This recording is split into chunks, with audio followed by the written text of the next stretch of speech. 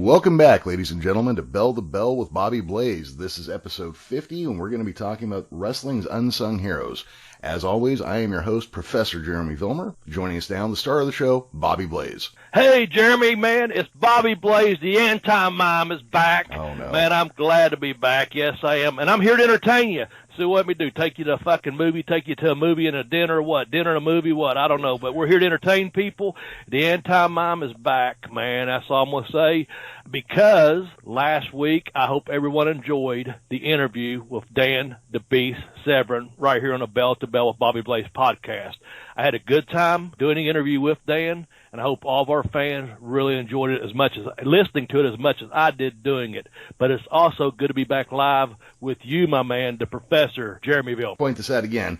You name me Professor. You were trained by the Professor. So if anybody can make me a Professor, it's Bobby Blaze. I said that in honor. You know what I'm saying? It's an honor. And I meant that because you always pull something out, Professor. You always have some kind of knowledge, inside knowledge, just comes natural to you. And we always say this. We're both fans of the professional wrestling business, and we play off each other on that. Yeah, you earned that title, my friend. You earned it. Well, next time I get a drunken video from Jock Sampson telling me I'm not the Professor, I just want to have my argument ready. Well, there you go. Yeah. There you go. Speaking of which, I saw Jock. And I have to say, he cut a hell of a promo on a show up in West Virginia yesterday. You gotta consider where you're at. You're in West Virginia. Shout out to all my West Virginia fans and listeners of the show. But Jock killed you all because everyone probably knows about the Mothman. But Jock, yesterday, he exposed the Meth Man. And he mistakenly, he thought he saw the Meth Man in Huntington, West Virginia last night, and it wasn't. It was WWE superstar Meth Rollins. and you got to pop. I have to say, I popped for him. So Jock, once again, I wasn't even going to mention on the fucking show, but I do put you over on the show. But they had a good 4 little shows up there in West Virginia yesterday, and the Mothman was not to be seen, but the Meth Man may have been in a crowd up there. I'm not quite sure, Jeremy. That is too funny. But you have an argument with Jock that, hey, you can validate you are the Professor. Bobby, so let's go ahead. Let's pay some bills real quick and tell everybody about your books. Pin Me, Pay Me, Have Boots Will Travel. That's my first book, and it's been out for a few years now. It's done really, really well. It has over 100 reviews, and I really appreciate the reviews. But you can get that book at tinyurl.com/blazebook1. It's about life on the road. It's my memoir, man. It's just my book that I put together in my head because I lived the life, man, and it's done really, really well. And it gives us a little bit of kickback if you go through the Tiny URLs that I'm gonna give out. We get a little bit of kickback for that through Amazon, and it doesn't cost you any extra to do that. The book number 2 is tinyurl.com/blazebook2, and that's I kicked out on 2, The Educational Wrestler. And both books are available on Amazon, as mentioned. Just go to those tiny URLs, Blaze Book 1, Blaze Book 2, and get either book and help support the show because it's one of the ways we do try to pay the bills around here sometimes. That's right. All right. So, Bobby, before we get started, do you have any shout-outs this week? Yeah, I have a few. I want to give one out to Sheila, Texas wife down there in the boiler room. Hopefully she's not down there in the boiler room. But Sheila, keep getting better, honey. I know my brother even gave me an update that she's doing better. I guess that's maybe from Facebook talk. I don't know because I'm not on there. But anyway, good on you. Keep getting well.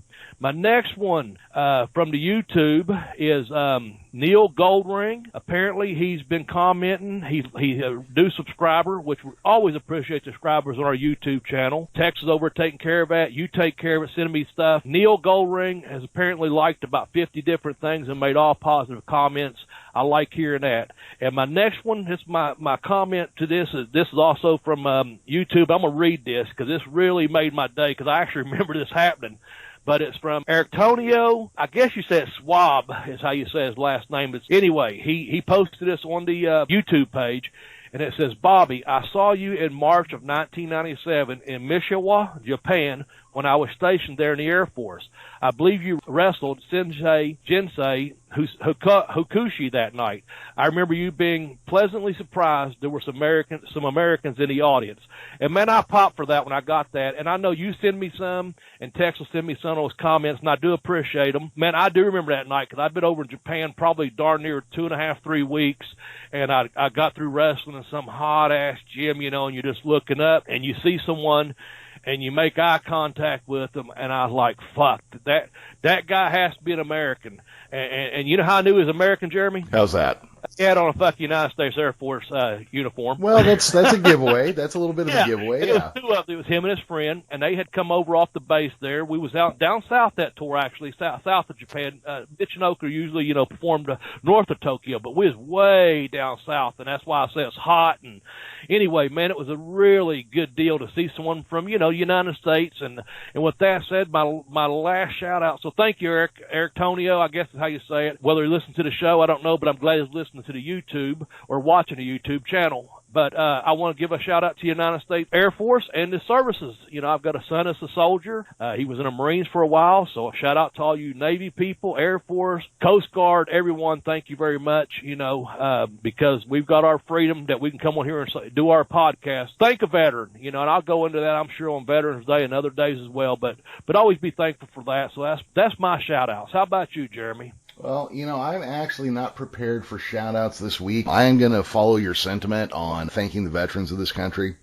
You know, my dad and my grandfather and my mom's dad all served in the military. You know, my dad was in Vietnam, and I think those kids did more for us and our freedom currently, and they bore the brunt of the shit that we didn't have to. I agree 100%. Yeah, so I'm close to several. I have lost a couple friends for whatever reason. Mm-hmm. I know I'm a little bit older than you, Jeremy, but I'm in between that age of the gentlemen and the men and women that served in Vietnam. I didn't mean to interrupt you. I'm just going to say I've become friends with so many of the Vietnam veterans through the years, and I'm thankful for that.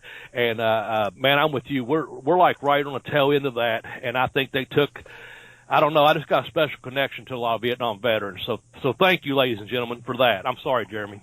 Not at all. Not at all. You know, I was just, you know, it's on my mind right now because we're still dealing with putting my dad and my grandparents actually in. They're both they're all cremated, but we're going to be burying them all at the Veterans Memorial here in the next month or so. So it's up front in my mind right now. So that's why I was bringing that up. So you know, thank you everybody who served. That's where I'm going to leave that at. Okay, good deal. Let me take it up a notch. How about that? That sounds good. Episode 50. Damn right. Episode 50. Who would have thought, right? I know. Where can they find you at on Twitter or Instagram or Facebook, or what's going on with that? Then we'll get into our Wrestling's Unsung Heroes. Oh, well, on Facebook, you can find us just by searching Bell to Bell with Bobby Blaze. We have a group and a page. Come on in and join. They're picking up some activity. We got some indie wrestlers that come in and post their promos there. A lot of good people that just come in and check. You know, we post our updates there. I do want to start doing more with it, so I'm working on that. Find me on Twitter. You go to @TheGeekishCast, and then if you want to find our joint account, you go at Bell to Bell Blaze, isn't it? Yep, that's it. Bell to Bell Blaze. And then, Bobby, if they want to find you on Twitter, I'm at Bobby Blaze 744, and that is my only social media outlet that I'm currently using. I do follow the YouTube channel, which I appreciate, and I do follow the Bell to Bell Blaze podcast channel on Twitter. I do follow Jeremy. I'm not on Facebook. I'm not on Instagram. I just don't have time, folks. Mm-hmm. I get caught up in it. Jeremy and I speak a little bit offline. That's just my deal. Twitter works for me. But, Jeremy, we had a little bit of discussion. They're almost pissing me off with the fucking way they changed their pages or something. I don't know. I don't know. I'm not. I don't like that new layout, yeah. The layout. That's why I was going to say thank you. I couldn't think of the word layout. But, yeah, find me at Bobby Blaze 744. Follow me. Please follow me there. Have your friends do the same. Man, I tell you what, they had so many bots on there, too. I lost about 500 followers in the last week, and I guess they just were bots, to be honest with you, because I'm very active on Twitter, and I love using Twitter, but the layout, man, has kind of got me the last couple of days.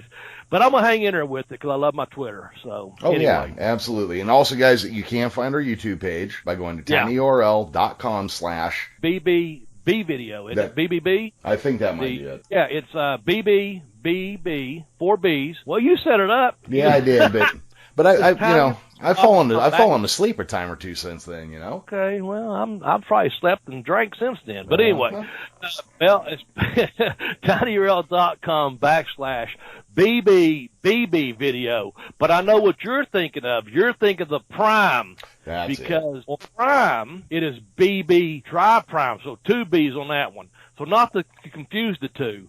But you can find us on YouTube at tinyurl.com/BB video. And since we already said it, if you like Amazon, try Amazon Prime. I love it. You can get a 30-day free trial. I save on shipping alone by being a Prime member. And I love the streaming. You can use that as tinyurl.com/BB try Prime, and the show gets a little bit of kickback from that, and we'd appreciate it. It's not going to cost you any extra. And Jeremy, you tell them a little bit about Prime, because I know you like it, because you do a lot of streaming, and you got some really good shows you enjoy off of there. Oh yeah, I've been off of cable for 10 years now, I think. Just as streaming was coming in, I got tired of paying $150 a month to watch infomercials, so I just stopped doing it. Yep. I have been a Prime member since 2012 or 2013, if I remember correctly. They have some of my absolute favorite TV shows of all time. They have some of my favorite movies of all time. They have music content that is outstanding. And right now you can get it free. You can try it out free for 30 days. And you get the free shipping. You get the free streaming. It's definitely worth checking out. You can get on there. You can check out one of my favorite shows called Corner Gas. They've got a lot of old school classic wrestling content you can get through there. Some of my favorite movies of all time. I think Barbarossa has just been free up there for like the last month. Yep, I watched it a while back. And check this out. This came out last week. I've actually looked for this movie. Mm-hmm. Man, it's from 1992. It's Harvey Keitel in Bad Lieutenant. I'm not talking about the one with Nick Cage and Eva Mendes, Bad Lieutenant, Port of New Orleans, which is another good movie. But man, Prime last week put on her. I watched it last Friday. And I kid you not, man, it's called Bad Lieutenant, and he's just a fucking crazy. It's Harvey Keitel. He's a crazy New York cop, and it's just it's bizarre.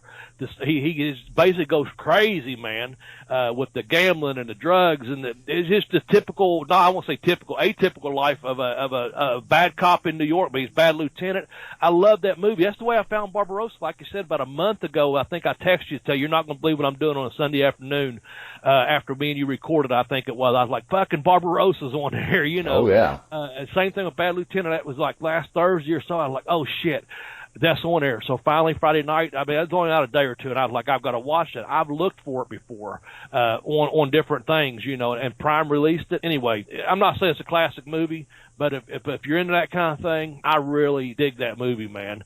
And I got to watch it because I'm with you. I have not had cable for probably 10 years, and I haven't had any direct TV for probably 5 years. I stream YouTube, Prime, Netflix. I stream, you know. So, hey, Prime's the way to go, man. So back to that. Anyway. Yeah, absolutely. So, yeah, everybody, if you aren't currently and you want to try it out, go to our Prime link, try out Prime. It's definitely worth the time. All right, Bobby, let's get this show on the road, shall we? Yes, we should, because we've already spent about 15 minutes just kind of selling our ads, you know, and all that. And, hey, every little penny counts, guys, believe me. Mm-hmm. So we appreciate that very much. We got our shout-outs out of the way. Let's go to our Unsung Heroes. Let's start with, and again, let me mention this real quickly. Tex sent this in. Apparently him and his friend Ashley Moss was hanging out, talking about some old school wrestling, decided to say, you know what, here's a suggestion on the Bell to Bell Blaze podcast on the Twitter.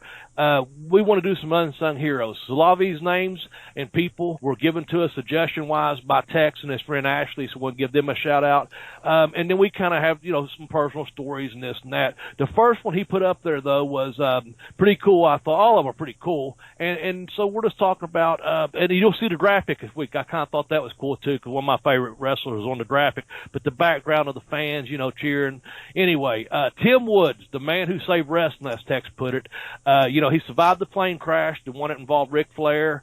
I guess he moved around from a different hospital to another hospital after he was severely injured. And he done that to keep kayfabe, man, that, you know, a baby face and a heel are traveling together. Back in the day, you just didn't do that. Instead of, exposing the business or anything like that, he switched hospitals so there wasn't a baby face and the heel in the same hospital or caught together. Help me out there, Jeremy. Well, so according to Ric Flair's book, To Be the Man, yeah, what Tim Woods did, he gave them his actual birth name when the reporters started snooping around. Okay. So that way they wouldn't know that he was Mr. Wrestling or Tim Woods. He used his actual birth name.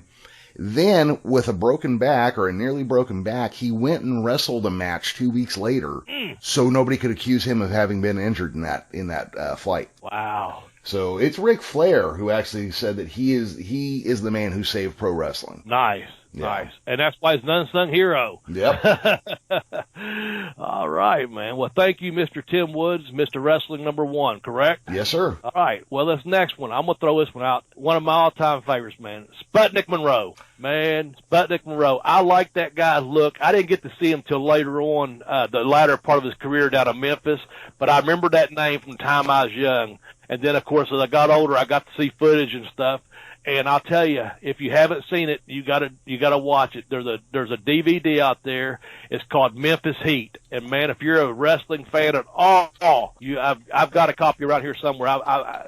I won't say I burned copies. I know someone that did, and we distributed them. I've given away 3 or 4 of those, probably at least, saying you got to watch this, man. It is so good. But what it does, it talks about Sputnik Monroe, how he was down in Memphis area, and back when there was segregation in wrestling, the black folk had to sit up in a balcony, and that was Sputnik's crowd. He was so over, he would go down on Beale Street and hang out at a bar, have a few beers at the.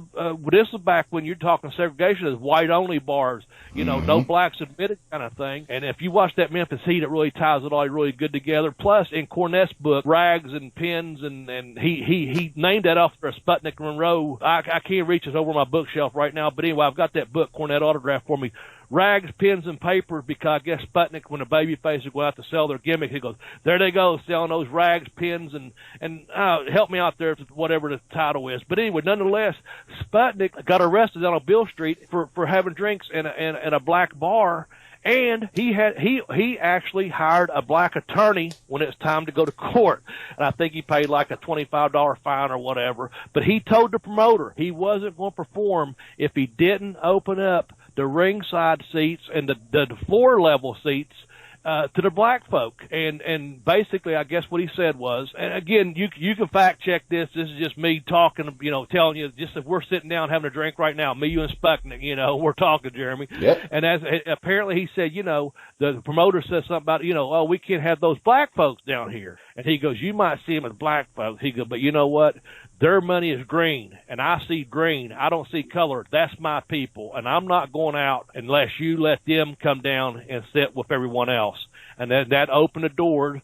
And you, again, let someone else fact check it, whatever. You can look it up. But it opened the doors in a Memphis territory area for the promoter saying, you know what, black folks can sit down, a ringside, general admission, whatever they can afford. It become desegregated, if you will. Mm-hmm. And man, when you watch that on Memphis Heat, and it's been a couple years since I've seen it, and again, it's been a couple years since I've read the book where Cornette puts that story in there too. It's just backed up. Go in there and look it up.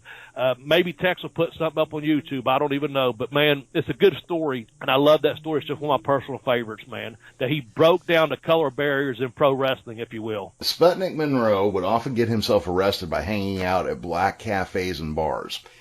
Believe it or not, it used to be illegal for a white man to drink with black people at traditionally black establishments. That's how segregated some parts of the South in the 60s still were. He had been arrested a few times. He would go to these cafes and bars and he'd hand out tickets to the wrestling shows. He would show up in his purple clothes with his diamond tip cane, his super flamboyant look. And wrestling was during his career, wrestling was about to hit one of its low points again right before, the 60s started to peter out. So what you would see is at these shows in Tennessee, the floor seats would be half empty, and that's where all the white patrons were. And then the balconies would be full of black customers, and they'd be turning away more black people at the door. And so Sputnik Monroe, I don't know if there's a particular night that they can point to. He just said, look, I'm not wrestling unless all of them can come in and sit wherever the hell they want.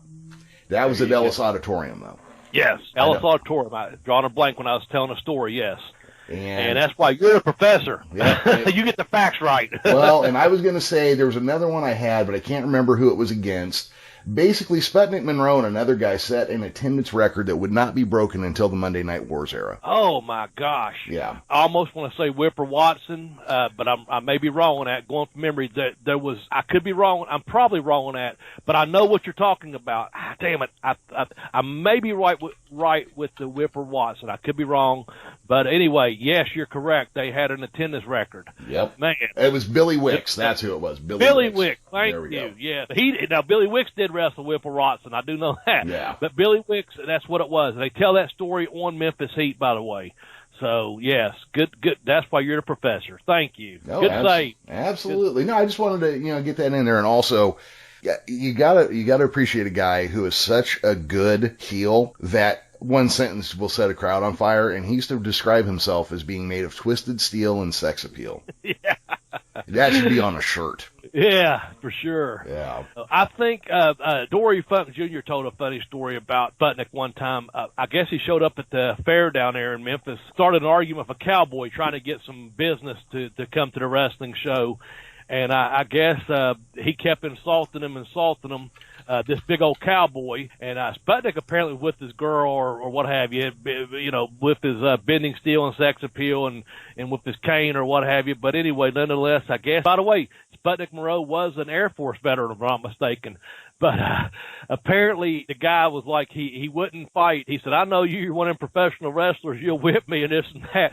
And the cowboy wouldn't fight, do the argument with Sputnik. But Sputnik hit his horse.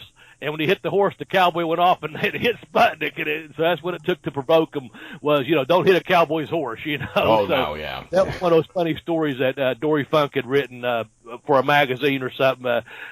Go with it for what it is. It's old school stuff, but it's pretty funny. The cowboy wasn't going to fight the wrestler because he knew that wrestler might whip my ass. But you go and hit my horse, buddy, we got a problem. I don't care who you are. Don't go around hitting someone's horses. No, you do not. It's like hitting somebody's dog, but more so. Exactly. Yeah. I knew you get onto that. Yes. I know you love your dog. Yep. Well, I remember my dad. Man. My dad had this fucking horse. He could shoot a rifle off of its back, but nobody else could ever get near that goddamn thing. It would try to bite and kick you. Anybody. And I remember somebody called it like a wild or fucking crazy or something one time. My dad was ready to cross the room and hit the guy. And I'm like, Dad, your fucking horse is insane. He's not wrong. So no, you do not. He can talk, man. No one else can. You do not insult a man's horse. That is for There's sure. Sputnik Monroe, folks. Yeah. But I'm going to jump down, Jeremy, because I've got some personal stories on a few other ones. Sure. Someone mentioned Tim Woods earlier, Mr. Wrestling. I'm going to jump down to Mr. Wrestling number 2's wife, because I know we don't have a whole lot to say, but this is Unsung Heroes, but we have a little bit to say about Olivia Walker, and she designed many of the robes that the Nature Boy Ric Flair, wore to the ring. She designed those for years and years, and I guess one of them's on loan right now with the Smithsonian, so I didn't know what you may or may not have on Olivia Walker, Mr. Wrestling number 2's wife, and then we'll jump back up a little bit on some of these Unsung Heroes. Well, she is one of those people. I guess there was a time where she was the robe maker for pro wrestlers, period. And you'll notice to this day, guys like Bobby Roode are still wearing designs based basically on stuff she had made for wrestlers back in the classic era. I don't know a whole lot about her in particular. I think she passed away in 2000, if I remember correctly. I think you told me that. Yeah. So, she's a character I want to learn more about her, and I'm going to dig in. And, Bobby, we've been trying to figure out some stuff we could do for the YouTube page. I wonder if I could come up with enough material to do a 10 or 15 minute mini documentary about her. Nice. And that's the thing. Back in the day, folks, you couldn't just go on a fucking internet and get your wrestling gear. You had K&H up in Columbus or Johnstown, Ohio, that you had to get your tights and your mask and stuff like that from. Then you had B&R Boots out in Arkansas that you get your boots from. There was only a couple places. You just didn't go online and order shit. You had, and plus the business was so protected. And here, I'm sure she made, the mask and this and that, but she's making those designer robes with all the butterflies and the stars and all those different things for Ric Flair back in the day. So yeah, we need to find out a little bit more probably about Olivia Walker, Mr. 2's wife. But, man, the business back then, he didn't just, dial up someone and say, oh, yeah, I need this or need a robe and then order it. He had one particular person, this is who he used, because And like you said, in addition to Bobby Roode, I know someone else that told me the story that he had a couple robes that he got, and that was Charles Robinson from WWE. Little Nate. He was big, the Little Nate. He had a couple robes made. He was such a huge fan back in the day. And I don't know about Twitter, but I know at one point when I was on the other social medias, he did post pictures of him, Little Nate, in some robes that she had made. So yeah, that'd be great. That might be a topic we do, a little 15-minute documentary on Olivia Walker, man. We'll dig up some more information. That sounds good. Yeah, I think that's a good idea. But yeah, it's one of, that name got thrown out, and I tried to do some quick research. There's not a lot on her, so we're going to have to do some digging, yeah. They have to. But hey, that's what this podcast is for, man. Old school wrestling, facts and different things, and we don't depend on, but we like the interaction of people sending in suggestions, just like this, text sending this suggestion of Unsung Heroes. Man, if you're sitting around one Sunday doing nothing, or you're down at the bar on some Friday talking to your friends from old school wrestling, you say, you know what would be a great topic? Boom, hit us up and let us know, man, because we'd love to hear from you. And who knows, we're going to have to obviously do some digging up, like you said, about Olivia Walker, and we may put something together just for the YouTube channel, just for that. Oh, man, who you want to go to next? You tell me one, and I'll tell you what I know or don't know. Well, let's go back up the list to, and guys, we're not doing this in a numbered order this week. Sometimes it's just too hard to put numbers to things. Not only that, I'm tired of writing the same goddamn comment on YouTube every week. So this week we're just taking a break off the numbers, because if I have another person tell me, oh, that person should be this number or that number, yeah, you're probably right. But you know what? It doesn't fucking matter. The list is already done. It's too late for me to change it. So let's go on to, and I still love this, because I'm going to say this guy's name, and then you're going to come out with a different name as soon as I say it. But let's talk about Brian Hildebrand, also known as Mark Curtis. That's right. And he got that name, honestly. I always call him Brian Hildebrand, and then I'll say, oh, Mark Curtis, because I know people don't know who the fuck I'm talking about. But yeah, Mark Curtis, one of those unsung heroes in professional wrestling, man. I love Brian to death. Brian was there, and I'm calling him Brian because I knew him that way. Yeah. But yeah, Mark Curtis, he got that name, Mark, because as he said, I'm a fucking Mark. That's why I took that name. I'm a Mark. And Curtis, off of King Kurt, who done the great interviews down in Florida and all over the place, of course. Brian Hildebrand, Mark Curtis. I met him the very first, I met him years before I met him this time. Let's say that. I was on a show way up in West Virginia, right outside Pittsburgh, where West Virginia and Pennsylvania meet. Little independent show way back in the day, and he was wrestling. He's probably $135 at the most, maybe $125. I don't know what. He went as a psycho. He had on like hospital gown, greens or whatever, scrubs. That's what I'm trying to say. Hell, there was several guys. Young Shane Douglas was on it. I was on it. Just a lot of independent guys. When I say a lot, probably 10 guys on a small show in the middle of nowhere, West Virginia, just trying to get in the fucking wrestling business, if you will. Brian could work. Brian was a hell of a little wrestler. When I first met him, he had just finished up with, when I was starting with, Bobby Fulton. I was just telling a couple guys a few weeks ago about this. He was the Ninja Turtle for Bobby Fulton shows. And the night that I came in, he had already went to full-time for Smoky Mountain Wrestling. Brian's dad drove the Ninja uniform from Pennsylvania over to a show that I was doing for Bobby in Ohio. So stick with me here. When I went to Smoky Mountain for my tryout a few weeks later, Mark Curtis, one of the first people I've met, and we used to always do about 100 Hindu squats together. He said, I heard you survived Malenko's training, man. And we become friends instantly. And sometimes I'd go running, depending on the building, I'd run the steps, or, I was doing a lot of conditioning back then. Brian would be right there with me, man. And we would get in a ring sometimes and work out stuff. I remember trying to short arm scissors with him and picking them up and doing things like that and doing spots with him. He could actually work, but you know what? He wasn't ever really known as the good worker that he was, because he was such a good referee. And we've done our referee spots, and we've done our top 10 on that, and he came in too because of he was such a fan of Tommy Young. Everyone that's who got it on our list, was we put him at number one, if I recall correctly. But Brian done so many things. He worked a full-time job selling shoes when he worked for Smoky Mountain. He got on, he was putting flyers up, he would sell tickets. Eventually he was in charge of fucking merchandise in Smoky Mountain Wrestling. He done so many things that probably didn't get mentioned, let alone being, a hell of a good worker, just not big enough to work at that time. I mean, I think nowadays he could easily with the talent that's out there. But man, back in the day, Mark could work, or Brian, and also he's very unsung because, he just known as a referee in Smoky Mountain Wrestling, or when he went to WCW, he was just such a good referee. There wasn't anything he could or couldn't do outside the ring or inside the ring, it seems like, because he did everything from selling tickets to shining your fucking shoes to making sure your match was on time on TV. It's time to go home. I can't say enough good things about Brian Hildebrand. Been a great worker and a great asset behind the curtain, but only for being seen as a referee on TV. So I'm going to reference something. I'm hoping you have a little insight or remember hearing something about this, but apparently there was a night, I believe it was Dean Malenko and Psychosis were wrestling, and a fan jumped the fence and came into the ring, and he got kicked in the face, and then Brian put him in a guillotine choke and held him down until security got there.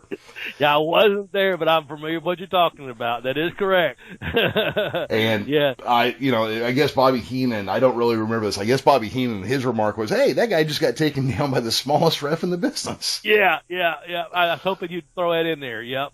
Yeah, I wasn't there, but I do recall it. Yes. Yeah. And he was a good man. Brian was good, man. I'm really, yeah. Well, he was a great ref, because he was one of those guys who would be jumping over the backs of guys, checking shoulders, seeing if the guy's giving up. I mean, he was a great referee to watch. Oh yeah. He's one of them guys. He wore knee pads. He wore the knee pads in the ring underneath his referee's gimmick, and he wore that bow tie. I love that outfit he wore with the shirt and the bow tie. Looked just so classic. I think more than anybody else I can think of off the top of my head, you knew exactly what his calls were, because he, you talk about being the anti-mime. This guy's mime action in the ring trying to communicate. No, it was just a 2 count. No, he didn't give up. You sitting in the back row, you knew what he was saying. Yes, he knew the pantomime. Yep. He knew that if you bought a ticket to the very, very top of that arena, or if you was in the front row, he knew how to get his point across, whether you're watching on a TV camera or right there. And that's just a 2 count, folks.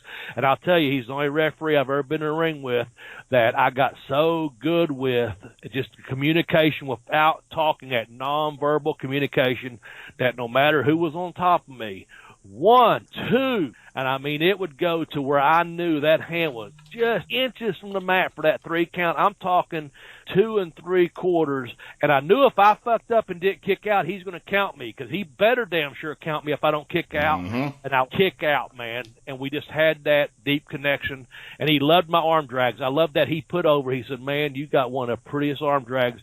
He said, "You sink it in so deep, Bobby." He said, "It reminds me of Ricky Steamboat." And what kind of fucking compliment is that? When you meet someone and you're a few months into your run, and they tell you, in the back, when you're doing Hindu squats with them, or you're jogging with them, or just bullshit about the business, because he loved the business. He's a mark, like me. Yep. We're all marks. That's what I told someone yesterday. They want to take a picture with me. And so what are you, a fucking mark to the other guy? And it's just a young guy wanting to take a picture of Bobby Blaze. Well, I'm honored that anyone even fucking wants to take a picture of him. That's fine. But I said, you know what? We're all marks. Let the guy have a picture. And I blew it off so the guy didn't feel bad, because I wasn't trying to make anyone feel bad. Yeah. I was honored that the young guy wanted a picture with me, because I was lending some advice or whatever. But back to the story, when Mark, when he told me, he said, "Bobby, you got one of the most beautiful, when you sink that arm drag in, it reminds me of Ricky Steamboat." I'm like, man, I know. You know what I'm saying? I know. It makes you feel good, man. But, rest in peace, Brian Hildebrand.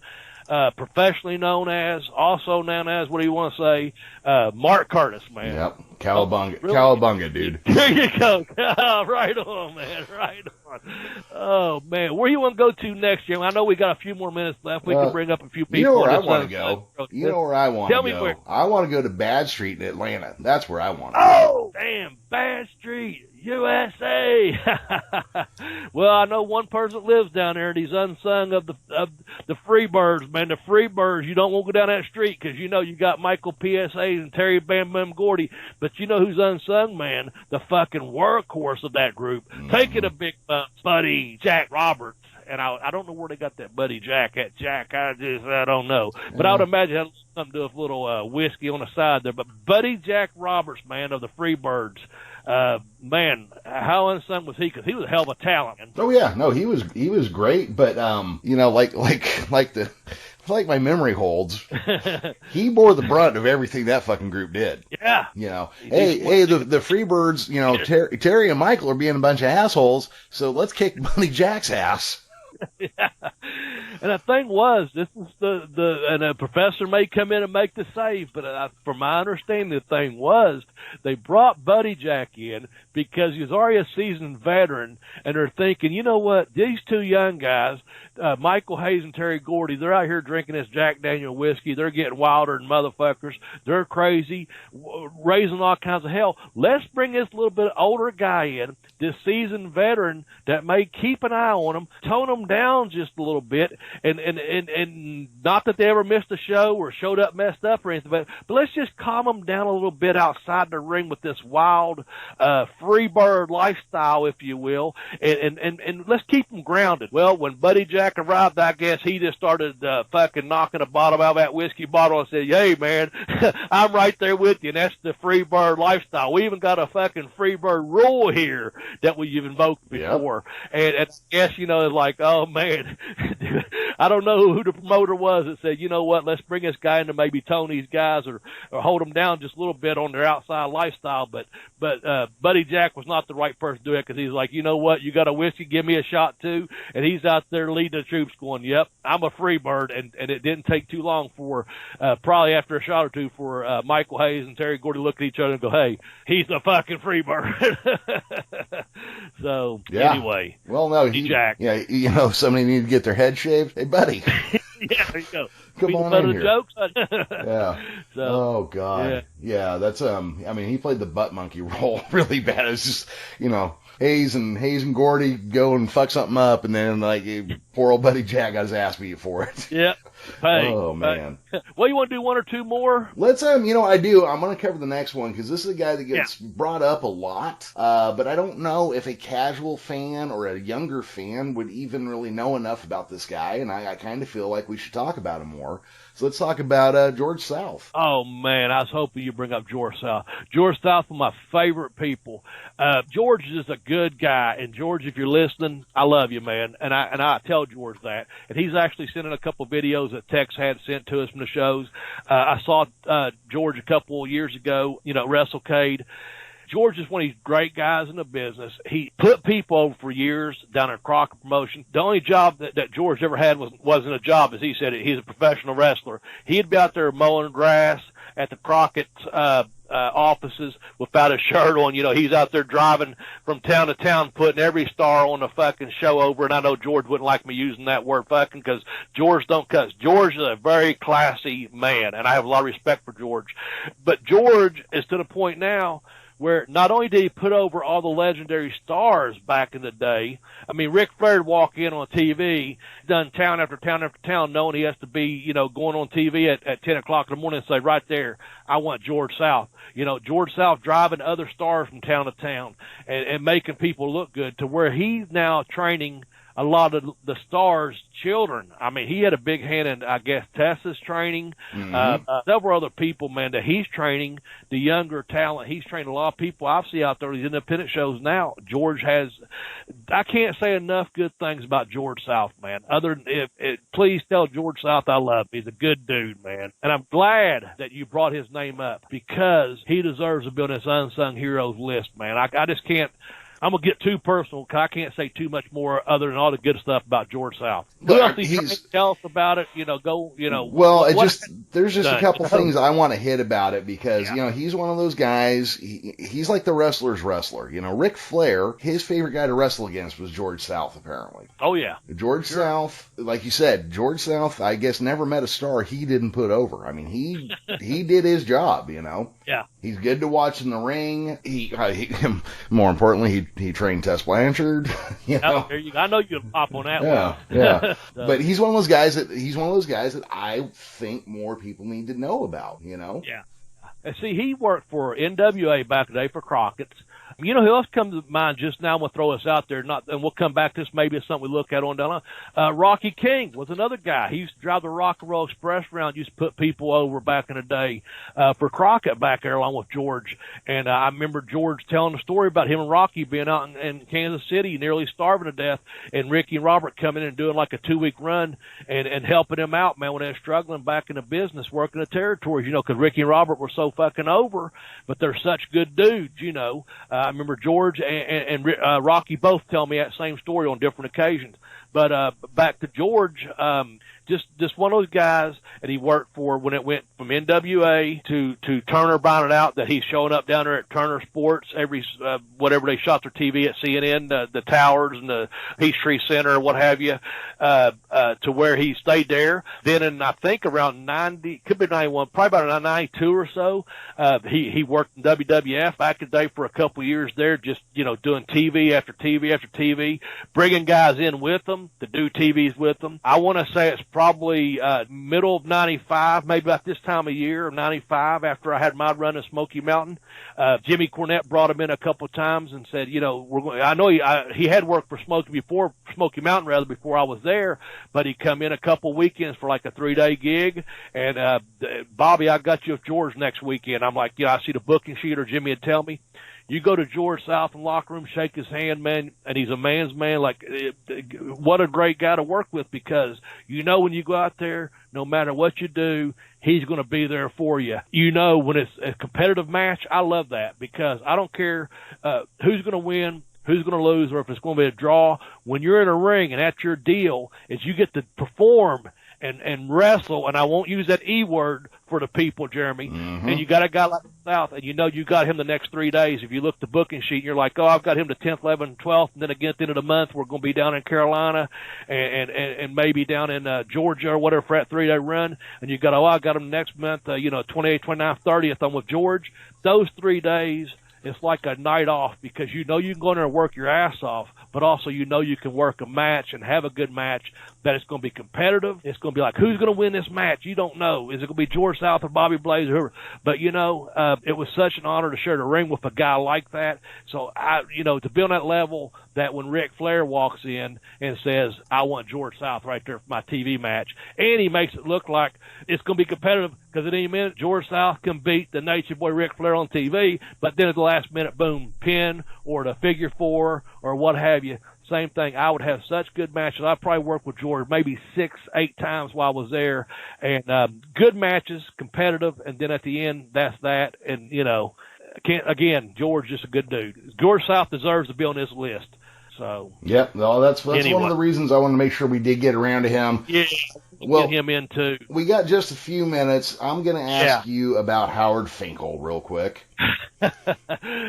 Well, that's the thing. Back in the day, you and I both have watched the WWE product, and everyone knows who Howard Finkel is, and he's a great, great ring announcer, and he's out there, probably the most well-known, probably him and Lillian Garcia, I guess, but Howard is just in there. I think correct me on this, because you're a professor, I think he may be the longest running WWE employee for ongoing for years. He was like one of the longest employees that's ever been at that company since way back when. He was like the third employee, right? Besides Vince and Linda and him, right? That's who started that company. Yes, if I'm not mistaken. World famous ring announcer, of course.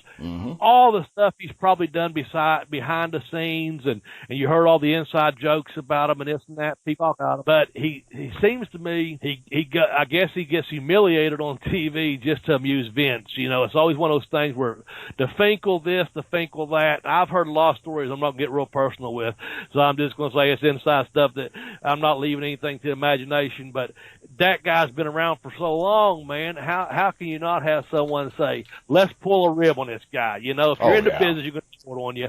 And I guess a lot of those ribs were because Vince wanted to be entertained. I don't know that, because I'm not there. I'm just saying, or I wasn't there. I'm saying, you've been there that long. You're there for a reason. You must be damn good at what you do to stay there that many years, other than just getting in the ring and announcing the Professor, Jeremy Vilmer, or the Anti-Mime, Bobby Blaze, or whoever he's announcing.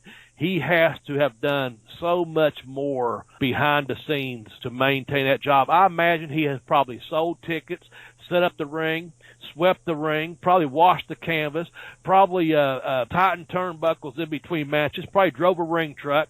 I can't imagine him not doing, there's probably not one job he hasn't done in that WWE. I don't know of any. Do you? Can you think of one? No, and you know what? He's one of those guys, I used to be a plumber when I was young, and one of the first things he ever said to me was like, when it's time to pick up a shovel, you pick up a shovel. When it's time to take a break, you take a break. And Finkel is one of those guys, you got to push a broom, he's going to push a fucking broom. Yeah. You got to sell concessions, he'll go sell concessions. I would also say that he is probably one of the top 3 most recognizable voices in pro wrestling. Yeah. I would say him, Mean Gene, and for me, Tony Schiavone have the 3 most distinct voices in wrestling. You can hear them, you know exactly who you're hearing right when you hear them. Nice. Well, I tell you what, man, I know we've got other unsung heroes out there. You can send in to the Bell to Bell podcast, the Bell to Bell Blaze podcast on Twitter. Hit us up at BBBB. Send us in your top list or of who you think are unsung heroes, because I know we've left off some people. There's a lot more just on our list that we used that we could have put on this list. But hit us up, let us know as fans of professional wrestling. And Jeremy, before we get off here, I'm just going to say thank you. It's good to be back. I know we're going to have next week's topic. I'm going to let you close this out with that if you don't care. I just want to say it's good to be back, and I think we had another good list. And we had a lot of good fun. And again, I hope you enjoyed the Dan Severn interview. If you haven't, go back and listen to it, fans. And for me, I'm Bobby, the end-time mime, Blaze, but I am going to shut up and be a mime while Jeremy, the professor of Vilmore, takes us out of this podcast. All right. Well, everybody, thank you for joining us. We will be back next week. And next week, we're going to be talking about the most over T-shirts from wrestling. That is going to be a lot of fun. I can't wait. I cannot wait for us to get onto that topic, because I got a lot of shit I want to talk about in this one. Until then, everybody, thank you for listening. For Bobby Blaze, myself, Professor Jeremy Vilmer, and the Bell to Bell futon. Bye-bye, everybody.